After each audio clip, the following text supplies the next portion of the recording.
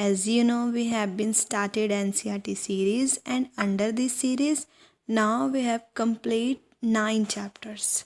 If you not watched the previous one, you can check the description box. A link has been provided there. Today we are going to start a new chapter, chapter number 10, electric current and its effect. So let's begin with our chapter. You might have tried the game How Steady Is Your Hand. अब यहाँ पे ये game की बात करेंगे. ये game आपको class 6 का जो चैप्टर नंबर 9 है उस बुक में जब चैप्टर पूरा फिनिश हो जाता है तो लास्ट में उन्होंने एक एक्टिविटी दी थी करने को, जिसका नेम क्या था कि how steady is your hand. अगर आपने if not you may try it now, अगर आपने वो अभी नहीं पढ़ा है तो उसे हम अभी ट्राई करते हैं. तो हम देखते हैं कि आखिर उस एक्टिविटी में करना क्या था. Paheli and Boojho had also set up the game by connecting an electric circuit as suggested in class 6th. तो क्लास 6th में एक्टिविटी ऐसे दी गई थी कि 2 हमें नेल लेने हैं. मीन्स ये 2 क्या हैं, कील हैं, और इन कील को इन वुडन एक लकड़ी के ऊपर हमें ऐसे लगा देना है. उसके बाद एक की है, ये जो की का होल है उसके अंदर से इस वायर को निकालते हुए पहले यहाँ पे टाई करना है. फिर ये जो चाबी है इसका ये जो होल है उसके अंदर से निकालते हुए इस वाले कील में हमें टाई कर देना है. फिर हमें कुछ और वायर्स के टुकड़े चाहिए और इस वायर से ये जो नेल है इसको बैटरी के पॉजिटिव टर्मिनल से कनेक्ट कर देना है और इस बैटरी का नेगेटिव टर्मिनल हमें यहाँ पे एक पिन लेनी है. ये जो पिन है एक की तरह यहाँ पे काम कर रही होगी, ठीक है, इस सर्किट को कंप्लीट करने के लिए. तो इस की को एक साइड बैटरी से कनेक्ट करना है और एक साइड हमने क्या करना है, एक बल्ब से कनेक्ट करना है. अब यहाँ पे इंटरेस्टिंग फैक्ट क्या है कि इस बल्ब को डायरेक्टली हमने इस नेल से कनेक्ट नहीं किया है. हमने इस बल्ब को किससे कनेक्ट किया हुआ है, इस की से कनेक्ट किया हुआ है. तो अब इस गेम में करना क्या होगा, जैसे आपने इस तरह की गेम कई बार सुनी होगी कि क्या करना है, ये जो की है अपने फ्रेंड को कहना है कि इस की को इस वायर से एक साइड की रखी हुई है, इस की को इस वायर से ऐसे पास करके दूसरी साइड लेकर जाना है और ये देखना है कि किसका हैंड कितना स्टेडी है. मतलब कि जिसका हैंड मतलब हिलेगा नहीं तो फिर वो क्या करेगा, बिना इस वायर को टच कराए इस की को दूसरी साइड ले जाएगा तो वो क्या हो जाएगा, विनर हो जाएगा. और अगर, क्योंकि हमें पता है ये जो की है किसके साथ कनेक्ट की हुई है, वायर के साथ, तो अगर ये की गलती से भी इस वायर से टच हो गई तो ये बल्ब क्या कर जाएगी, ग्लो कर जाएगी. और अगर जिस भी पर्सन के बारी ये बल्ब ग्लो कर गई तो वो पर्सन क्या हो जाएगा, हार जाएगा. क्योंकि हमें पता है अगर ये की का होल इस वायर से कनेक्ट हो गया तो ये पूरा जो सर्किट है वो क्या हो जाएगा, कंप्लीट हो जाएगा और उस टाइम पे ये बल्ब क्या कर जाएगी, ग्लो कर जाएगी.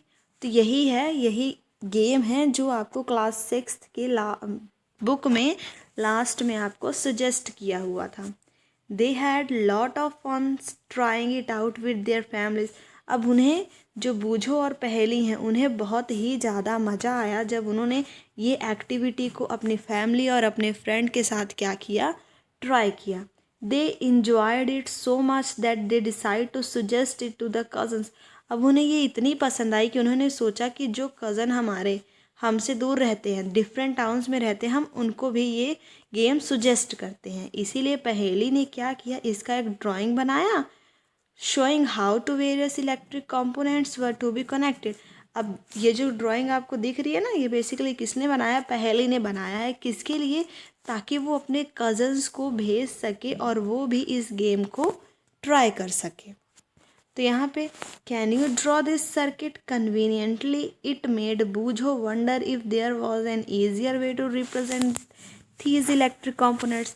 अब हमें पता है, अब यहाँ पे पहेली ने तो कितनी अच्छी ड्राइंग बना ली है, कितना अच्छा सा यहाँ पे सेल बना लिया है, की दिखा दी है, बल्ब दिखा दी है, पर जो बूझो है उसकी ड्राइंग इतनी अच्छी नहीं है. वो सोच रहा है क्या यहाँ पे कोई और वे हो सकता है कि हम इस ड्राइंग को, ये जो सर्किट यहाँ पे दिखाया गया है, इसको हम किसी तरह इजी वे से दिखा सके कि हाँ समझने वाले को समझ भी आ जाए और हमारा काम भी आसान हो जाए। तो ये जो बूझो ने पूछा है, इसी से रिलेटेड हमारा नेक्स्ट टॉपिक है, जो हमें क्या बताएगा, सिंबल्स ऑफ इलेक्ट्रिक कंपोनेंट्स। इसमें हम देखेंगे इलेक्ट्रिक कंपोनेंट्स के क्या क्या सिंबल हो सकते हैं। Some common electric components can be represented by symbol. कुछ कंपोनेंट्स हैं इलेक्ट्रिक कंपोनेंट्स के देखो, इलेक्ट्रिक कंपोनेंट्स को कुछ सिंबल्स में रिप्रेजेंट किया जा सकता है, जैसे कि in table 10.1 some electric components and their symbols are shown. अब यहाँ पे एक टेबल दिया गया है 10.1। इस टेबल में इन्होंने सिंबल्स बताए हैं, जैसे कि फर्स्ट क्या है, electric cell. Basically electric cell तो ऐसा होता है, पर अगर हमें इसे किसी सिंबल में दिखाना है तो इसका सिंबल क्या दिखाया हुआ है, इस तरह। पहले एक लाइन ड्रॉ करनी है, एक पतली लाइन ड्रॉ करनी है, फिर एक छोटी और थिक लाइन ड्रॉ करनी है। तो ये किसका सिंबल हो जाएगा, बैटरी का सिंबल हो जाएगा। नेक्स्ट किसका सिंबल दिया हुआ है सेकंड नंबर पे, इलेक्ट्रिक बल्ब। अब इलेक्ट्रिक बल्ब का सिंबल यहाँ पे देखो, सिर्फ ऐसे करके ऐसे किया हुआ है और ये इस तरह किया हुआ है। अगर सिर्फ इस तरह दिखाया है तो फिर इसका मतलब क्या है कि बल्ब ग्लो नहीं कर रहा है। अगर मैं इसी तरह बना के इस तरह करके अगर इसके ऊपर इस तरह से शो कर दूँ, इट मीन्स ये किसका साइन हो जाएगा कि बल्ब ग्लो कर रहा है। दो सिंबल हो गए। नेक्स्ट क्या है, स्विच इज़ ऑन। हमने इसको किस तरह पिन को माना था, स्विच की तरह माना था। तो अगर हम इसे दिखाना स्विच ऑन है तो ये पिन है, ये क्या हो जाएगा, स्विच ऑन है। मीन्स ये जो स्विच है दोनों साइड सर्किट के साथ कनेक्ट करी हुई है। अगर स्विच ऑफ है तब हम क्या करेंगे, ये स्विच है, ये जो सेकंड सर्किट है उसके साथ ये कनेक्ट नहीं है, तब ये क्या हो जाएगा कि यहाँ पर जो स्विच है वो क्या है, ऑफ है। जैसे आप यहाँ भी देख सकते हैं कि यहाँ पे क्या दिखाया हुआ है, इस साइड से एक कनेक्शन है, इस साइड से दूसरा कनेक्शन है। कोई भी सर्किट कंप्लीट कब होगा, जब स्विच हमारा ऑन होगा। यहाँ पे स्विच ऑन है तो सर्किट कंप्लीट है, और यहाँ पे हम देख पा रहे हैं स्विच इधर से ऑफ है और सिंबल में हम उसे इस तरह दिखा सकते हैं। तो यहाँ पर जो हमारा सर्किट है वो कंप्लीट नहीं होगा। नेक्स्ट क्या है, बैटरी। बैटरी का सिंबल क्या होता है, देखो ये एक सिंबल हमने अभी किसका देखा, सेल का। अगर हम सेल को इस तरह कर दें तो फिर ये किसका सिंबल हो जाएगा, एक से ज़्यादा सेल को अगर हम रिप्रेजेंट कर दें तो ये किसका सिंबल हो जाएगा, बैटरी का। अब यहाँ पे हमने दो सेल के सिंबल क्यों बनाए हैं, क्योंकि यहाँ पे इस फिगर में हमें दो बैटरी दिखाई हुई हैं, तो इसीलिए हमने यहाँ पे दो सेल दिखाए हुए हैं, इसीलिए हमने यहाँ पे दो सेल को आपस में कनेक्ट कर दिया है। तो जब सेल को कनेक्ट करेंगे तो वो क्या बन जाएगी, बैटरी बन जाएगी। और नेक्स्ट लास्ट हमारा सिंबल क्या है, वायर का। वायर को बस सिंपल हमें एक लाइन से ही ड्रॉ कर देना है। ये किसका सिंबल हो जाएगा, वायर का। वही इन्होंने यहाँ पे सब दिखाया हुआ है, सब बताया हुआ है। You may come different symbol for these components. Different books में इसके अलग अलग तरह के सिंबल दिए गए होंगे, पर यहाँ पे हम यही सिंबल यूज़ कर रहे हैं। सिंबल्स को हमने ध्यान से देखा। In the symbol of electric sale notice that, अभी जैसे मैंने आपको बताया, जो सेल है उसमें एक लाइन तो लॉन्गर है and a shorter but thicker parallel line. एक लाइन तो लॉन्ग है और दूसरी क्या है, छोटी है, पर उससे क्या है, थोड़ी सी थिक लाइन है। ये किसका सिंबल था, बैटरी का सिंबल था। Do you recall electric cell positive terminal है और नेगेटिव टर्मिनल है। अब यहाँ पे दिख रहा है कि हमें इलेक्ट्रिक सेल जो है इसका एक पॉजिटिव टर्मिनल है और एक नेगेटिव टर्मिनल है। तो जो हमने यहाँ पे सिंबल बनाया है, इनमें से पॉजिटिव और नेगेटिव कौन सा होगा, पॉजिटिव हमेशा अच्छी बात होती है, इसीलिए उसे हमें बड़ा लेना है। तो ये जो लॉन्गर लाइन रिप्रेजेंटेशन है, ये क्या रिप्रेजेंट करेगा, पॉजिटिव टर्मिनल, और ये जो छोटा है वो क्या रिप्रेजेंट करेगा, नेगेटिव टर्मिनल। जब switch for the switch the on position and off position are represented. हम देख लिया कि जब ऑन है तब कैसे रिप्रेजेंट करेगा और जब ऑफ है तब कैसे रिप्रेजेंट करेगा। The wire used to connect various component in a circuit are represented by line.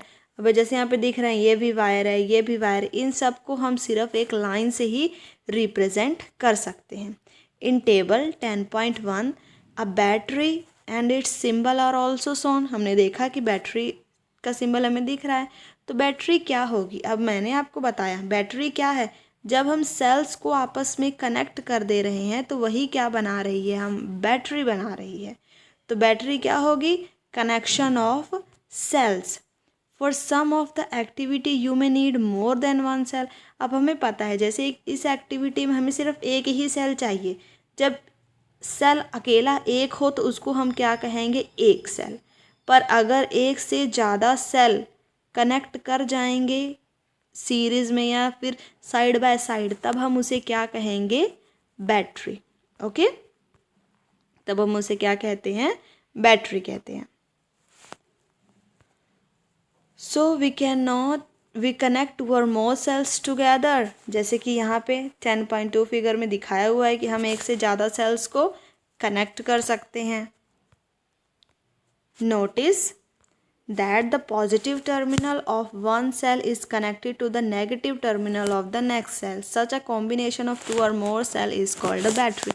अब हमें यहाँ पे क्या दिख रहा है इस फिगर में? अगर हम ध्यान से देखें तो ये जो नेगेटिव है ये पॉजिटिव, मतलब नेगेटिव टर्मिनल पॉजिटिव से कनेक्ट है, या फिर हम ये कह सकते हैं कि पॉजिटिव टर्मिनल नेगेटिव से कनेक्ट है. मीन्स ऑपोजिट टर्मिनल्स को ही कनेक्ट करना है. और ये जो कॉम्बिनेशन है एक से दो से ज़्यादा सेल्स का, उसे ही क्या कहा जाता है? बैटरी कहा जाता है. Many devices such as torch, transistors. हमें पता है जो टॉर्च हो गए, रिमोट हो गए, इन सभी में हम क्या यूज़ करते हैं? बैटरी यूज़ करते हैं. क्योंकि अगर आपके घर में रिमोट है तो आपने देखा होगा कि कैसे रिमोट के जो पीछे होता है हम बेसिकली 2 सेल लगाते हैं. अब सेल एक से ज़्यादा लगा है तो हम उसे क्या कहेंगे? बैटरी कहेंगे. However, in some of these devices, electric cells are not placed one after the other. अब हमें पता है जो हमारे घर में रिमोट वगैरह होते हैं बेसिकली उनमें इस तरह सेल नहीं प्लेस किया जाता है. उसमें किस तरह सेल प्लेस किया जाता है? इस तरह साइड बाय साइड. वहाँ पे जो सेल प्लेस करते हैं वो हम साइड बाय साइड प्लेस करते हैं. Then how are the terminals of the cell connected? अगर side by side cell placed हैं, हमने अभी देखा अगर इस तरफ सेल प्लेस्ड हैं तो पॉजिटिव नेगेटिव पॉजिटिव नेगेटिव, तब तो ये कनेक्ट हो जाएंगे. पर अगर साइड बाय साइड हैं, ये पॉजिटिव नेगेटिव यहाँ पे इस तरह हैं, तो फिर इनके बीच में कैसे कनेक्शन बनेगा? लुक, इसके लिए हम क्या करते हैं? Look carefully inside the battery compartment of any device. इसके लिए अगर हम किसी बैटरी के अंदर देखेंगे तो हमें क्या दिखेगा? There is usually a thick wire or metal strip connecting the positive terminal of one cell to the negative terminal of the next cell. जैसे इन्होंने फिगर 10.3 में दिखाया है, जो बैटरी अगर पूरी इकट्ठी बैटरी कोई बनी हुई है तो वहाँ पे क्या होता है? एक अगर साइड बाय साइड हैं तो वहाँ पे क्या होगा? एक थिक वायर होगी जो क्या कर रही होगी? कनेक्ट कर रही होगी इस पॉजिटिव टर्मिनल को इसके नेगेटिव टर्मिनल के साथ. Next, in order to help you to place the cell correctly in the battery. आपने देखा होगा कि अगर आपके जो रिमोट है उसमें बेसिकली पॉजिटिव और नेगेटिव सिंबल्स बने रहते हैं कि हमें जो सेल है उसे कैसे प्लेस करना है ताकि वो एक बैटरी की तरह काम कर सके. How can we connect the cell to prepare battery for our activity. अगर हमें कोई एक्टिविटी करनी है तो हम कैसे खुद बैटरी बना सकते हैं सेल्स का यूज़ करके. You may make cell holder as shown in figure 10.4 using a wooden block, 2 iron strips and rubber band. It is necessary that rubber band hold the metal strip tightly. अब इसके लिए अगर हमें अपने आप बनाना है तो फिर हम क्या कर सकते हैं? जैसे इन्होंने इस फिगर में दिखाया हुआ है, हम एक वुडन ब्लॉक का यूज़ करके आयरन का ये जो क्या दिए हुए हैं, आयरन स्ट्रिप्स दिए हुए हैं, और ये क्या है? रबर बैंड है, और ये वायर्स, इन सब का यूज़ करके हम अपने घर में सेल होल्डर बना सकते हैं. You could buy cell holder from the market for making battery of 2 और मोर इलेक्ट्रिक सेल. अब जैसे इन्होंने यहाँ पे क्या दिखाया हुआ है, हम इस तरह का सेल होल्डर मार्केट से भी बाय कर सकते हैं. Place the cell in them properly such that the positive terminal of one cell is connected to the negative terminal of the another cell। हमें इसको इस तरह कनेक्ट करना है कि जो पॉजिटिव टर्मिनल एक सेल का नेगेटिव दूसरे सेल के नेगेटिव टर्मिनल के साथ कनेक्ट हो जाए। Connect a piece of wire each of 2 metal strips on the cell holder as shown in figure 10.5। Your battery is ready for use. अब यहाँ पे हमें क्या दिख रहा है, ये जो मेटल के स्ट्रिप्स हैं, जैसे यहाँ पे मेटल के स्ट्रिप्स ये हैं, पर अगर हम कोई मार्केट से लेके आए हैं वहाँ पे मेटल के स्ट्रिप्स ये रहेंगे, तो इनमें हमें अपनी एक्टिविटी करने के लिए इस बैटरी को क्या कर देंगे, हम यहाँ पे ये वायर्स कनेक्ट कर देंगे, इस सेल होल्डर के साइड भी और इस सेल होल्डर के साइड भी। तो हमारी बैटरी रेडी हो जाएगी यूज़ करने के लिए। The symbol used for representing a battery is shown in. अब हमने पहले ही देख लिया है बैटरी का सिंबल क्या हो जाएगा। अगर हम 2 सेल यूज़ कर रहे हैं तो 2 सेल को हम इस तरह शो कर देंगे, ये क्या हो जाएगा, बैटरी का सिंबल हो जाएगा। अब हम एक सर्किट ड्रॉ करते हैं जो हमने टेबल 10.1 में सिंबल्स पढ़े थे उनका यूज़ करके। Make a electric circuit shown in figure 10.7। ये जो 10.7 में इन्होंने फिगर के थ्रू दिखाया हुआ है, इसका हम इलेक्ट्रिक सर्किट बनाते हैं सिंबल से। अब इसका सिंबल से इलेक्ट्रिक सर्किट कैसे बनाएंगे, यहाँ पे क्या हमें दिख रहा है, एक वायर दिख रही है, यहाँ पे क्या है, बल्ब है। अब जैसे यहाँ पे वायर, ये जो वायर इन्होंने भले इस तरह बेंट कर दी है पर इससे कोई मतलब नहीं है, ये लाइन है, लाइन को हम किसी भी तरह किसी भी डायरेक्शन में लिख सकते हैं। ये इन्होंने इस तरह इसीलिए ऐसा किया है ताकि हमें एक प्रॉपर रेक्टेंगुलर शेप में हमारी जो सर्किट डायग्राम है वो मिल जाए। अब हमें यहाँ पे दिख रहा है ऊपर कि वायर से क्या कनेक्ट किया हुआ है, बल्ब को कनेक्ट किया है, वही हम क्या कर रहे हैं, वायर से इस बल्ब को यहाँ पे कनेक्ट कर रहे हैं। बल्ब ग्लो कर रही है तो हमने भी इसे ग्लो करा दिया। फिर ये जो बल्ब है दोबारा और किससे कनेक्ट है, इस जो हमारी स्विच है उससे कनेक्ट करी हुई है। उसके बाद ये जो बल्ब है इस साइड दूसरी तरफ किससे कनेक्ट है, एक सेल से कनेक्ट है, तो यहाँ भी हम सेल का एक सिंबल बना देंगे। ये भी ध्यान देना है बल्ब पहले पॉजिटिव टर्मिनल से कनेक्ट है फिर नेगेटिव टर्मिनल से कनेक्ट है, इसीलिए हमने यहाँ पे ऊपर पॉजिटिव टर्मिनल वाला मीन्स जो लॉन्गर लाइन है उसे शो किया है और नीचे नेगेटिव टर्मिनल वाले मतलब जो थिक लाइन है उसे शो किया है। और यहाँ पे हमारा सर्किट क्या है, क्लोज है, मीन्स यहाँ पे जो पूरा इलेक्ट्रिक करंट है इस सर्किट में से पास कर रहा है। इस जो सर्किट है इसे आप अपनी नोटबुक पे भी बनाकर देखें और इस तरह के make also a circuit diagram of this circuit using symbol for the various electric components. और भी इलेक्ट्रिक कंपोनेंट्स का यूज़ करके आप सर्किट डायग्राम बनाइए। उसके बाद इन्होंने एक फिगर और बताई हुई है 10.8। तो क्या जो 10.8 फिगर है वो 10.8 फिगर नहीं, 10.8 फिगर तो हमने अभी देखी। यहाँ पे इन्होंने एक और फिगर दिखाई है 10.9 फिगर दिखाई हुई है। तो क्या 10.8 फिगर और जो 10.9 फिगर है ये आइडेंटिकल हैं? अगर ये आइडेंटिकल नहीं है तो किस तरीके से ये एक दूसरे से डिफरेंट। अब हमें इन दोनों में साफ एक दिख रहा है कि इस फिगर में बल्ब ग्लो कर रही है पर इस सर्किट डायग्राम में बल्ब ग्लो कर नहीं रही है। यहाँ पे बल्ब ग्लो क्यों कर रही है, क्योंकि यहाँ पे जो स्विच है वो क्या है, ऑन है। और यहाँ पे सर्किट डायग्राम में हमें दिख रहा है, हमें ये सिंबल किसका देखा था, जब जो स्विच है वो क्या होता है, ऑफ होता है। तो इससे हमें क्या पता चला कि बल्ब को ग्लो करने के लिए सर्किट का कंप्लीट होना बहुत ज़रूरी है। अगर सर्किट कंप्लीट नहीं है तो बल्ब ग्लो हमारी नहीं करेगी। वुड द बल्ब ग्लो, वही उन्होंने बताया है, बल्ब सिर्फ तभी ग्लो करेगी when the switch is in the on position and the electric circuit is close. जब इलेक्ट्रिक सर्किट क्लोज होगा तभी। In the bulb there is a thin wire called filament which glows when an electric current pass through it. हमें पता है ये जो यहाँ पे बीच में दिखाया जा रहा है, या फिर हमें अगर आपने बल्ब को ध्यान से देखा हो तो उसके बीच में क्या होता है, फिलामेंट होता है। बेसिकली उसी फिलामेंट के कारण ही बल्ब ग्लो करता है जब उसमें से which glows when an electric current pass through it, जब इलेक्ट्रिक करंट उसमें से पास होता है। When the bulb get fuse its filament is broken.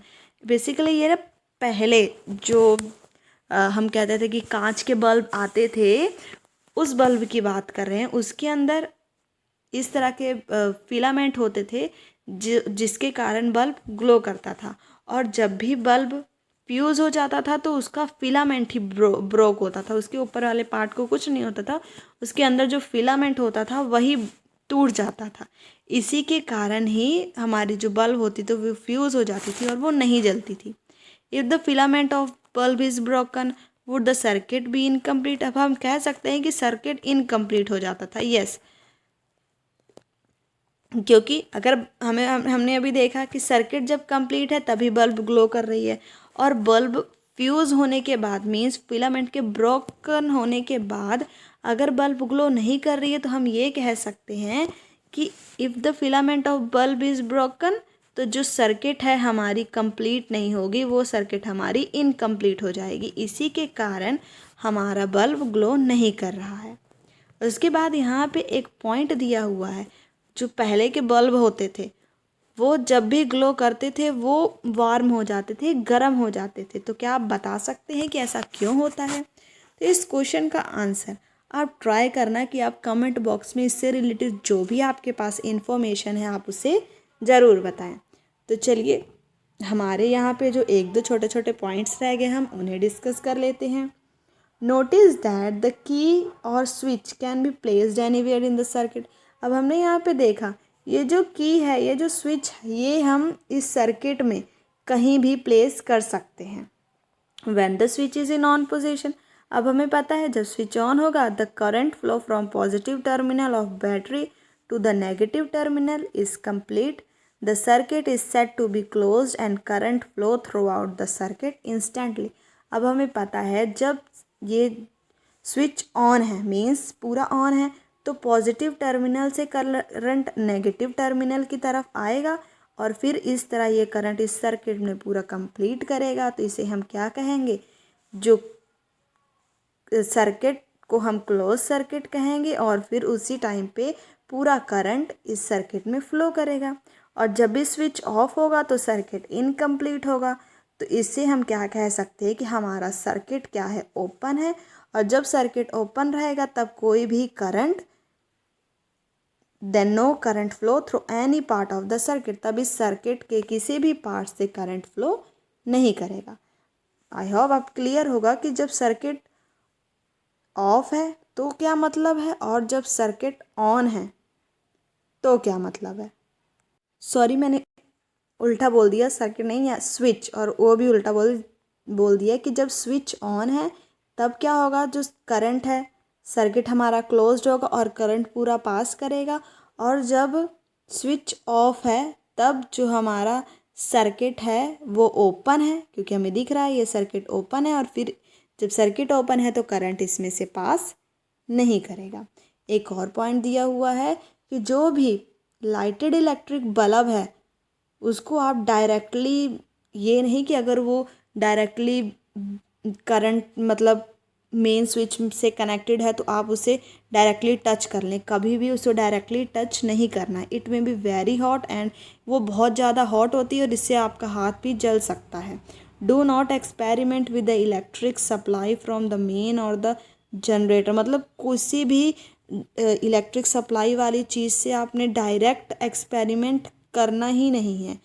तो अगर आप ऐसा करेंगे तो आपको इलेक्ट्रिक शॉक लग सकता है जो बहुत ही ज़्यादा डेंजरस हो सकता है। जो भी आपको यहाँ पे एक्टिविटी सुजेस्ट करी गई हैं आप सिर्फ उनके लिए इलेक्ट्रिक सेल का ही यूज़ करेंगे। इसके लिए आप डायरेक्टली जो इलेक्ट्रिक सप्लाई है, जो डायरेक्टली मेंस जो डायरेक्टली इलेक्ट्रिक सप्लाई को यूज़ नहीं करेंगे, ना ही जनरेटर ना ही इन्वर्टर, इन सारी चीज़ों को आपने यूज़ नहीं करना है। I hope you get it. तो जो मैंने आपको क्वेश्चन दिया है कि जब हम इलेक्ट्रिक बल्ब वार्म क्यों हो जाती है जब भी वो ग्लो करती है, तो इसका आंसर आप फाइंड करके ज़रूर आना। तो इसके बारे में हम अपनी नेक्स्ट वीडियो में डिस्कस करेंगे। I hope it is gonna be clear to you. अगर आपको वीडियो अच्छे से समझ आ गई हो, सारा टॉपिक अच्छे से क्लियर हो गया हो, then do like, share, comment and subscribe my channel. Thanks for watching.